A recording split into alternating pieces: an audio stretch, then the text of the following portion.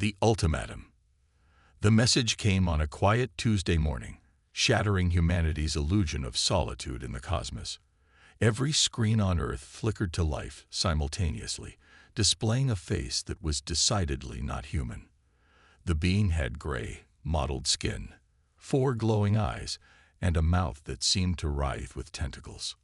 People of Earth, the creature's voice boomed in perfect English, somehow both guttural and melodious. I am High Commander Zixvorn of the Galactic Hegemony. Your planet has been noticed by our scout ships, and we have determined that your civilization has reached a sufficient level of advancement to be of interest to us. In the Oval Office, President Elena Rodriguez gripped the edge of her desk, her knuckles white. She glanced at her Chief of Staff, Michael Chen, who looked equally stunned. Zixvorn continued, "We offer you a simple choice. Join the hegemony or face annihilation. You have 30 Earth rotations to decide. Should you choose to join us, you will benefit from our advanced technology and protection. Should you refuse, the aliens' tentacles writhe menacingly. Well, let's just say your species will be remembered only in our historical archives." The transmission cut off abruptly, leaving billions of humans in shocked silence. Within hours, the United Nations convened an emergency session. Representatives from every nation gathered in New York, their faces grim with the weight of the decision before them.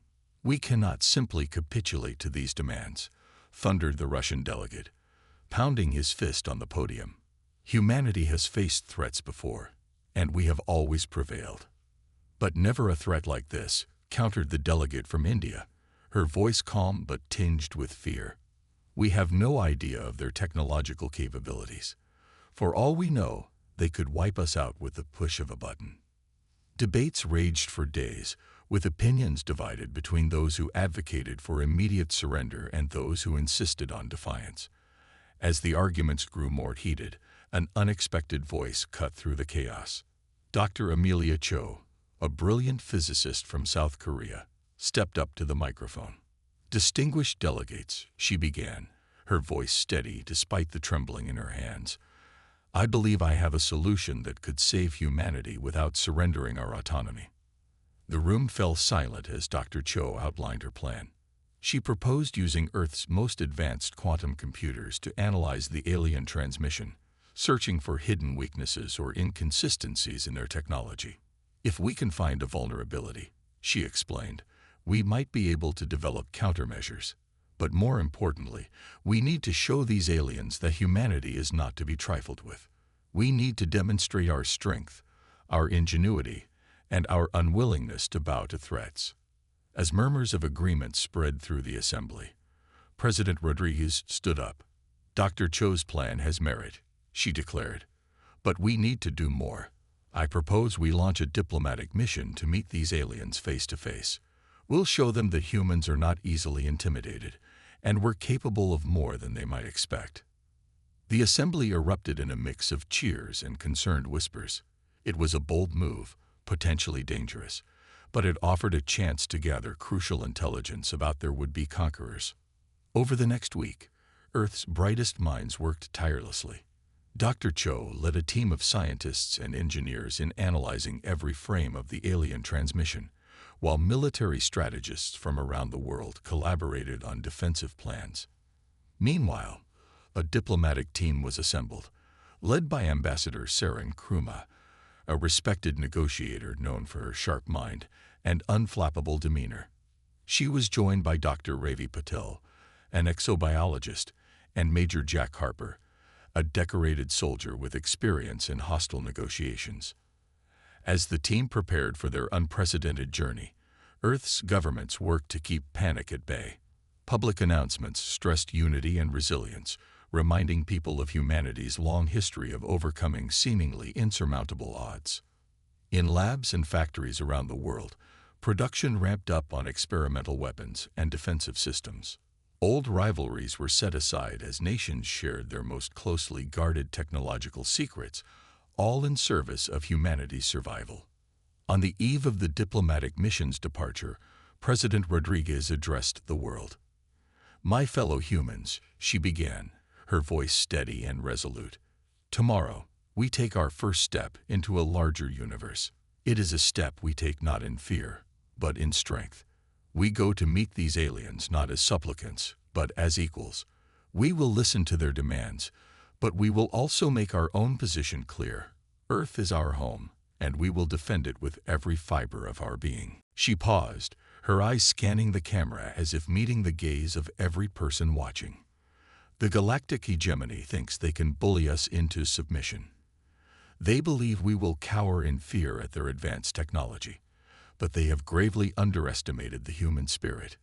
We are explorers, innovators, and when necessary, we are warriors. We have faced extinction before, from our own making, and from forces beyond our control, and we have always persevered. So let this be our message to the stars. We are humanity. We extend one hand in friendship, but the other stands ready to defend our home. We will not be conquered. We will not be enslaved. And if the hegemony insists on war, they will learn that Earth is not a prize to be won, but a nightmare for any who would threaten us. As President Rodriguez's words echoed across the globe, a sense of determined unity settled over humanity. In homes, in bars, in town squares, people gathered, drawing strength from each other. The message was clear. Whatever came next, Earth would face it together. Aboard the sleek diplomatic vessel christened Horizon, Ambassador Nkrumah and her team made final preparations. As the ship's engines hummed to life, she took a deep breath, steeling herself for the mission ahead. They were about to make history, for better or worse. The Horizon lifted off under the cover of night, accelerating rapidly towards the edge of Earth's atmosphere. As the blue marble of their home world shrank behind them, the team's thoughts were united in a single purpose: to secure a future for humanity among the stars.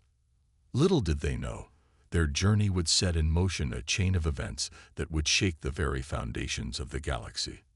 Preparation and first contact.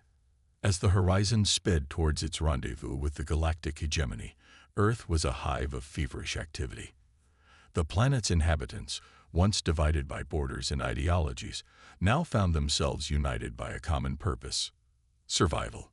In the depths of SpaceOrc's underground facility, Dr. Amelia Cho hunched over a bank of quantum computers, her eyes bloodshot from days of minimal sleep. Lines of code scrolled across multiple screens as her team worked to decipher the alien transmission. "There!" exclaimed her colleague, Dr. Hassan Ali, pointing excitedly at a stream of data. "Do you see that pattern?" Dr. Cho leaned in, her eyes widening. "It's a recurring sequence in their communication protocol.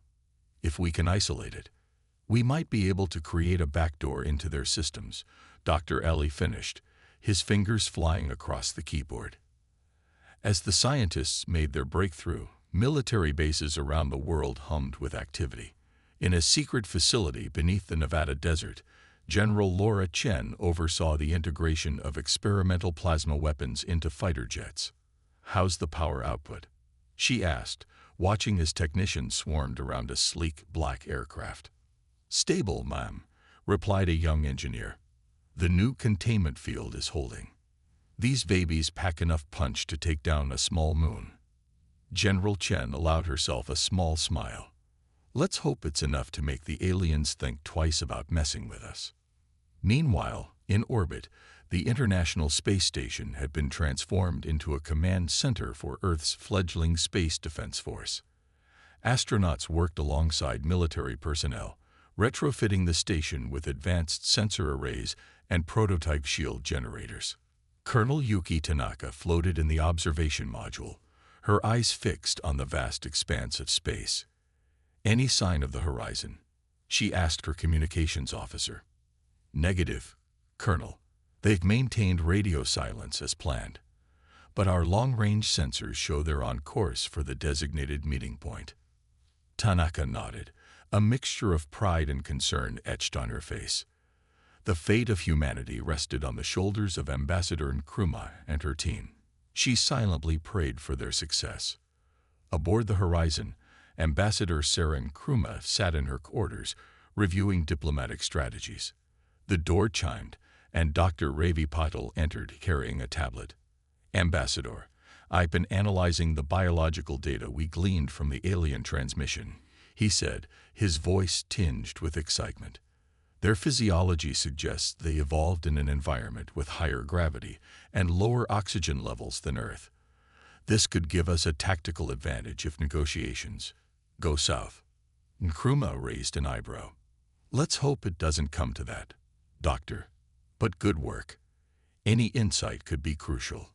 Suddenly, the ship's intercom crackled to life. "Ambassador, this is Major Harper. We're approaching the coordinates. You might want to see this." Nkrumah and Patil rushed to the bridge, where they found Major Jack Harper staring out the viewport, his jaw clenched. Before them loomed a massive alien vessel, easily 10 times the size of the horizon.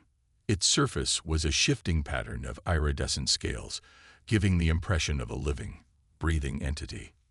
"Open a channel," Nkrumah ordered, straightening her uniform. The view screen flickered to life, revealing the tentacled visage of High Commander Zixborn. "Ah, the Earth delegation." The alien's voice reverberated through the ship. "How quaint. I trust you've come to accept our generous offer." Nkrumah stepped forward, her voice steady. "High Commander, we come seeking dialogue. Earth is willing to discuss peaceful coexistence, but we will not simply surrender our autonomy." Zixvorn's tentacles writhed in what might have been amusement. Bold words for a species that has barely left its own solar system. "Perhaps you need a demonstration of what you're up against." Before anyone could react, a beam of energy lanced out from the alien ship, striking a nearby asteroid. The massive rock simply vanished, leaving not even dust behind. Major Harper's hand instinctively went to his sidearm, but Nkrumah held up a hand to stop him. "Impressive technology, High Commander," she said, her voice never wavering. "But Earth has surprises of its own.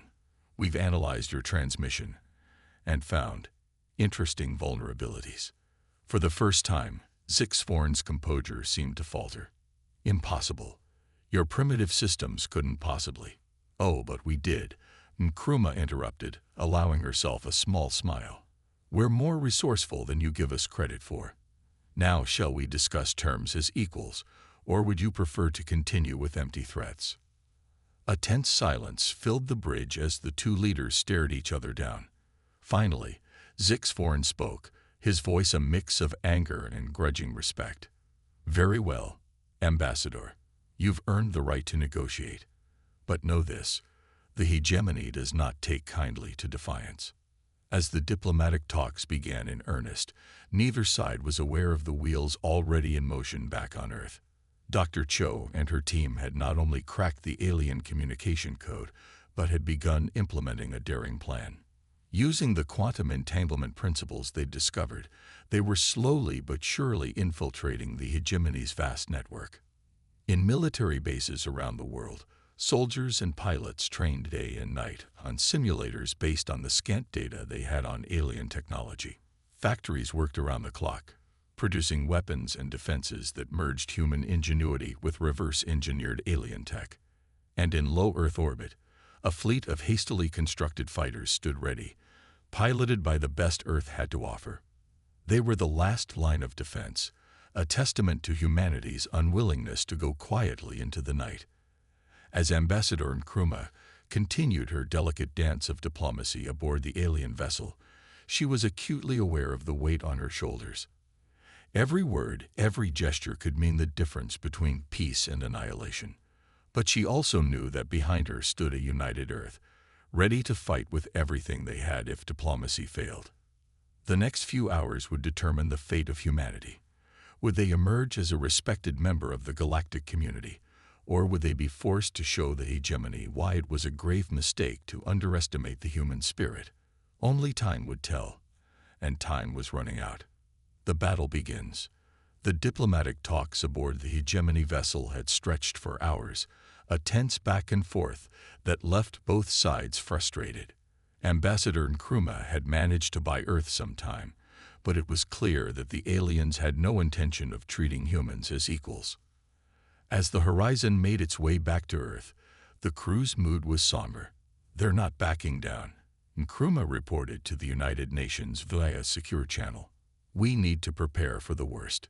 No sooner had the words left her mouth than alarms blared throughout the ship. Major Harper's voice came over the intercom, tight with urgency. Multiple bogies incoming. The hegemonies launched an attack. On Earth, the response was immediate. Colonel Tanaka's voice rang out across the global defense network. This is not a drill. I repeat, this is not a drill. All units, battle stations. The skies above Earth lit up as the hegemony's advance force engaged humanity's hastily assembled defense fleet. Sleek alien fighters clashed with Earth's experimental craft, energy weapons painting the black of space with brilliant flashes of light. In the Nevada desert, General Chen watched as squadrons of plasma-equipped jets took to the skies. Show them what Earth is made of, she ordered, her voice steady despite the chaos erupting around her. The battle quickly spread to Earth's surface. Alien dropships breached the atmosphere, heading for major cities. But they were met with a surprise. Energy shields flickered to life over key locations, the result of Dr. Cho's tireless work. The shields are holding. Dr. Ali shouted triumphantly in the CERN control room. But Dr. Cho's face remained grim. For now, she muttered, her fingers flying across the keyboard. But we need to take the fight to them. In orbit, Colonel Tanaka coordinated Earth's space-based defenses from the transformed ISS. Squadron Delta flanked the alien cruiser at coordinates 227 by 84, she ordered. Squadron Gamma, provide cover fire. Earth's fighters, though outnumbered, fought with a ferocity that caught the hegemony off guard. Pilots pulled off maneuvers that should have been impossible, their crafts enhanced by both alien tech and human ingenuity. On the ground, the scene was no less intense. In the streets of New York, Tokyo, and Lagos, human soldiers armed with reverse-engineered energy weapons engaged alien ground forces. The invaders, expecting an easy conquest, found themselves in grueling urban warfare. President Rodriguez, now in a secure bunker, received constant updates. Madam President, her aide reported, we're holding our own, but we can't keep this up forever. We need a game changer. As if in answer to her thoughts, Dr. Cho's face appeared on a secure channel. Madam President, we're ready. Operation Blackout is a go. Rodriguez took a deep breath. This was the moment of truth. Do it, she ordered. In that instant, something remarkable happened. All across the hegemony fleet, ships suddenly lost power. Fighters drifted aimlessly, their weapons systems offline. Even the massive command ship seemed to stumble, its lights flickering. Dr. Cho and her team had done the impossible. Using the vulnerabilities they discovered in the alien transmission, they'd created a virus that spread through the hegemony's quantum-entangled network, temporarily disabling their technology. All units, this is your window. Colonel Tanaka's voice boomed across the comms. Push them back. Earth's forces seized the moment. Fighters swarmed the now defenseless alien ships. On the ground, human soldiers pressed their advantage, driving back the confused invaders. In the chaos, the horizon found itself in the thick of the battle. Evasive maneuvers. Major Harper shouted, expertly piloting the ship through a field of debris. Ambassador Nkrumah gripped her seat, watching the battle unfold. We never wanted this, she murmured, but by God, we'll finish it. As the tide of battle turned, High Commander Zixvorn's face appeared on screens across Earth's defense network. Gone was the smug superiority, replaced by shock and a growing respect. How? He demanded. How did you primitive beings manage this?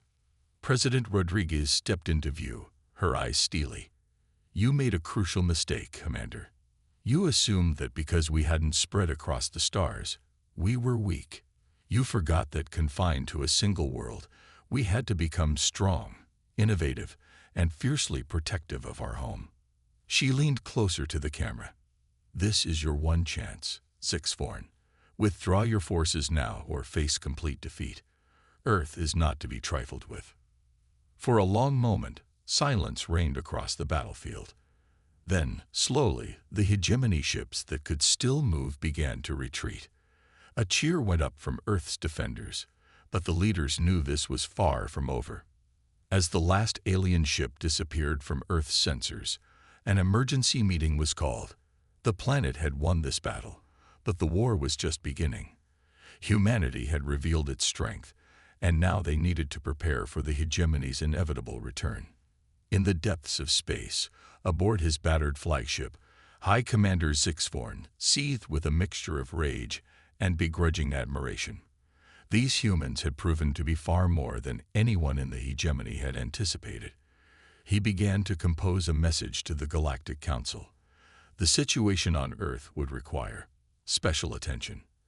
As the adrenaline of battle faded, the people of Earth looked to the stars with new eyes. They had faced their first extraterrestrial threat and emerged victorious. But this was only the beginning. The galaxy now knew of humanity's existence, and Earth would need to be ready for whatever came next. In labs, factories, and military bases around the world, work continued with renewed vigor. The message was clear. Humanity would not go quietly into the night. They would stand tall among the stars, ready to extend a hand in friendship or raise a fist in defiance. The age of Earth's isolation was over, and a new chapter in human history had begun, turning the tables. In the weeks following Earth's surprising victory against the hegemony's initial assault, a tense calm settled over the planet. The celebration of their successful defense was tempered by the knowledge that this was merely the opening salvo in what could become a prolonged interstellar conflict. In a high-security facility beneath the Rocky Mountains, Earth's leaders convened to plan their next move. President Rodriguez stood at the head of the table, her face etched with determination. "We've proven we can defend ourselves," she began. "But now we need to show the galaxy that humanity is not to be underestimated. It's time we take the fight to them." General Chen stepped forward, activating a holographic display of the solar system. "Our long-range sensors have detected hegemony ships regrouping at the edge of our system. They're likely preparing for another assault." Dr. Cho, who had been quietly working on a tablet, looked up. "We may have an advantage they're not expecting. The virus we used to disable their ships. I've modified it. If we can deploy it directly into their main systems, we could cripple their entire fleet." A murmur of excitement rippled through the room. Ambassador Nkrumah, however, raised a cautionary hand. "We need to be careful. If we push too hard, we risk uniting the entire hegemony against us. We need a strategy that will force them to negotiate, not escalate the conflict." Major Harper, freshly promoted for his role in the recent battle, spoke up. "What if we combine our approaches? A small elite team could infiltrate their command ship to deploy the virus, while our main fleet engages them head-on. We'll show strength, but also surgical precision." President Rodriguez nodded slowly. "It's risky, but it might be our best shot. Dr. Cho, how soon can your team be ready?" "Give us 48 hours to finalize the virus and prepare the delivery system," Dr. Cho replied confidently. "Then that's our window," Rodriguez declared. "General Chen, assemble our fleet. Major Harper, you'll lead the infiltration team. Ambassador Nkrumah, I want you to prepare a message for the hegemony. Let's give them one last chance to back down before we bring the fight to their doorstep." As the meeting adjourned, a flurry of activity erupted across the globe. In shipyards and hangars, engineers worked round the clock to outfit Earth's vessels with the latest hybrid tech, a fusion of human ingenuity and reverse-engineered alien systems. Dr. Cho and her team sequestered themselves in their lab, fine-tuning the virus that would be their ace in the hole. The fate of humanity could hinge on a few lines of code. 48 hours later, Earth's defense fleet assembled in high orbit. At its heart was the ENS Defiant, a state-of-the-art battleship that represented the pinnacle of human engineering. On its bridge, General Chen surveyed her forces with a mixture of pride and trepidation. "All ships report ready, General," her XO announced. Chen nodded grimly. "Then let's make history. All ships, prepare for FT. I'll jump on my mark. In a flash of light, Earth's fleet vanished, reappearing at the edge of the solar system, where the hegemony forces had gathered. The enemy ships, caught off guard by the humans' sudden arrival, scrambled to form battle lines. All ships, engage at will, General Chen ordered. Clear a path for the Defiant. The space around them erupted in a dazzling display of energy weapons and explosions as Earth's ships clashed with the hegemony fleet. Human pilots, their skills honed by weeks of intensive training, danced through the chaos, their movements unpredictable and lethal. Aboard the Defiant, Major Harper and his infiltration team prepared for their crucial mission. Remember, he briefed his squad, we get in, deploy the virus, and get out. The fate of Earth depends on our success. As the battle raged outside, the Defiant slipped through the hegemony's lines, making a beeline for the massive command ship at the heart of the alien fleet, using advanced cloaking technology, a gift from the Nari, who had secretly reached out to Earth following the first battle. The Defiant approached undetected. We're in position. General Chen's voice crackled over the comm. You're clear to launch, Major. Harper and his team boarded a specially designed shuttle, launching silently towards the hegemony command ship. Using the chaos of the battle as cover, they managed to dock undetected in a little-used maintenance bay. Meanwhile, on the bridge of his flagship, High Commander Zixforn watched the battle unfold with growing unease.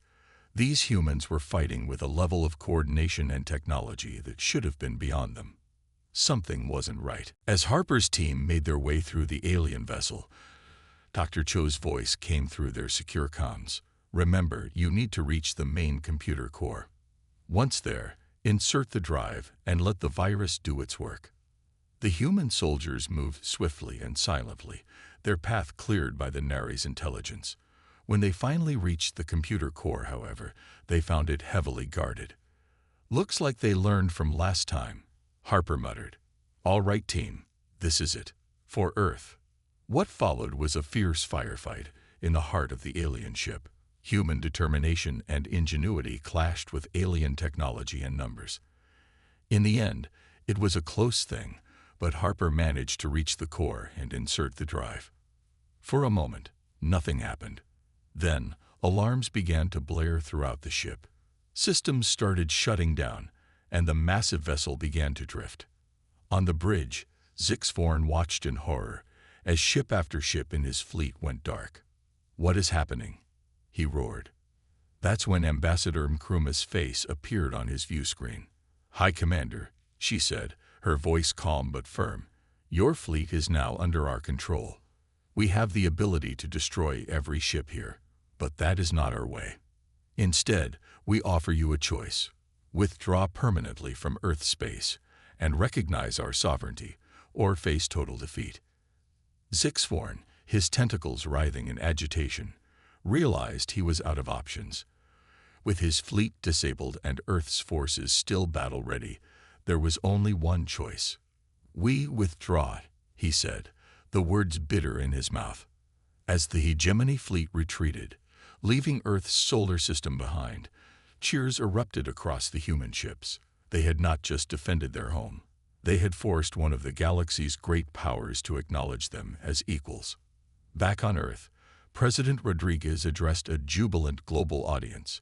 Today, we have shown the galaxy that humanity is a force to be reckoned with.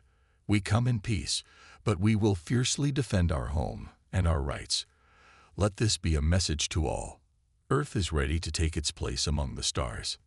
As celebrations broke out across the planet, the leaders knew that this was just the beginning.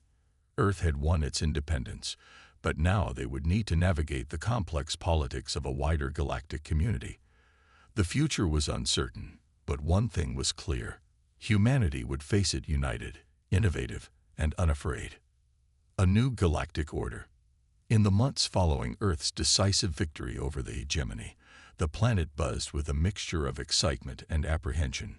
Humanity had proven itself on the galactic stage, but with great power came great responsibility and great danger. At the newly established Terran Space Command headquarters in Geneva, Earth's leaders gathered to discuss their next steps.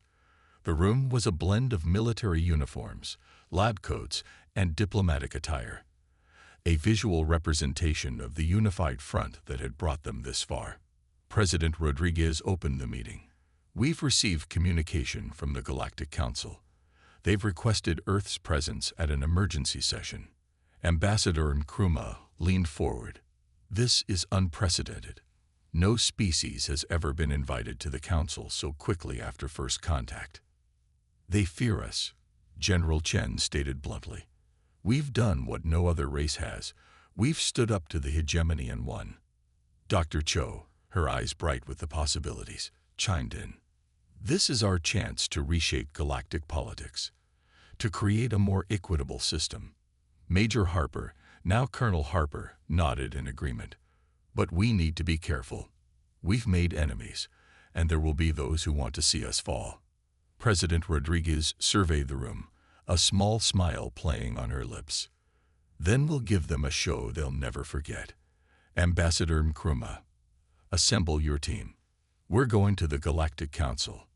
Weeks later, the EAN's Horizon, now refitted with the latest hybrid technology, approached the massive space station that served as the seat of the Galactic Council. As they docked, the human delegation couldn't help but feel a sense of awe at the diversity of alien life forms bustling about. Ambassador Nkrumah led the way, flanked by Dr. Cho, Colonel Harper, and a team of Earth's brightest minds. They entered the Grand Council chamber, where representatives from hundreds of alien races were gathered. The chamber fell silent as the humans took their place. At the center of the room, a holographic image of High Counselor Xyra, a being of pure energy, flickered to life. "Representatives of Earth."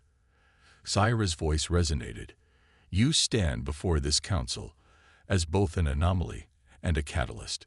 Your actions have shaken the very foundations of our galactic order." Murmurs rippled through the assembled aliens.